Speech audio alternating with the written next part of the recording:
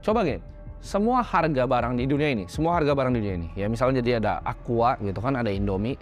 Aqua sekarang sama 10 tahun lalu itu ada harganya tuh.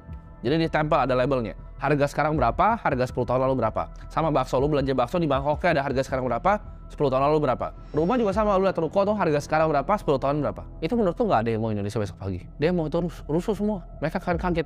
Anjrit, itu uangnya jauh banget gitu loh. 10 tahun lalu kok segini, sekarang segini. Uang gue nggak ada artinya dong kalau gue nabung. Jadi apakah pertanyaannya ya investasi di saham, di reksadana, ya saham beberapa bisa lah ngalahin inflasi. Reksadana, ya apakah bisa ngalahin inflasi? Emas apakah bisa ngalahin inflasi? Deposito apakah bisa ngalahin inflasi? Surat hutang negara bahkan apakah bisa ngalahin inflasi? Jawabannya tidak. Inflasi real berapa? 5%? Yakin. Itu bahkan yang dikasih sama pemerintah, yang ditaruh itu 5%.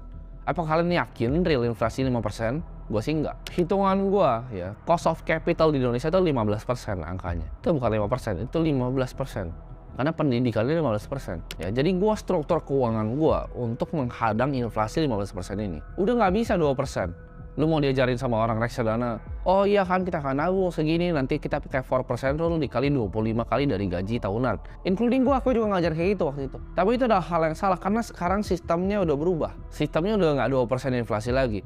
Lu 4% lu gimana caranya? Ya, lu ngambil 6-7%, ya 4% lu tarikin, itu miskin lu kalau tarik 4% sekarang.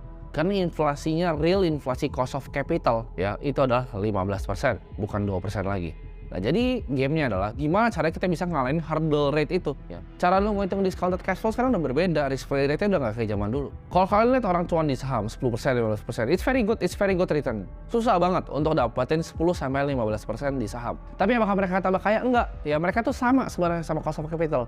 Kalian perhatiin ya, growth-nya saham 10-15% sama growth-nya M2 money supply. Itu sejajar. Jadi apakah mereka tambah kaya? Enggak. Orang ngeliat mereka tambah kaya karena orang-orang ini semuanya tambah miskin. Mereka nya mas stay ya dengan uangnya sama tubuhnya. Mereka nya stay sejajar. Lu pada nggak investasi ya makin miskin. Jadi investasi di saham itu nggak bikin kalian makin kaya. Itu bikin kalian sama dengan pace inflasi. Tapi yang lain semuanya makin miskin. Karena compounding interest itu bekerja dua arah. Kayak pedang mata dua. Itu bisa ke atas dan bisa ke bawah. Maksudnya apa? Kalau kita hitung bunga majemuk 15% cost of capital tahun ke tahun, setiap 3 tahun uang lu setengah. Kok setengah bukan 42%, itu bunga majemuk, lu pelajarin. 15% tahun ini nih, 15% tahun depan, dari 15%-nya, dari 15% lagi dari 15% yang sebelumnya. Itu 50% ke atas. Uang kalian dalam 3 tahun itu tinggal setengah. Nah kalau gue umumin gitu ya, orang panik semuanya. Tapi kalian nggak lihat tuh harga barang-barang kalian. Kalian nggak lihat harga makanan kalian. Kalian nggak lihat harga cabai. Kalian nggak lihat harga universitas. Itu 15% naiknya semuanya. Tinggi banget per tahun. Dan lu ekspektasi lu mau jadi kaya dengan kayak gini investasi ya, nggak bisa ya. Jadi kalau lu ibarat punya uang nih 10 juta tahun ini, 3 tahun lagi tuh harganya jadi 5 juta. Soalnya lu nggak sadar aja. Terus kenapa rasanya nggak bisa kaya-kaya? Karena itu lu nggak ngerti ya. Jadi hurdle rate-nya itu 15%. Carilah aset yang bisa ngalahin 15% itu.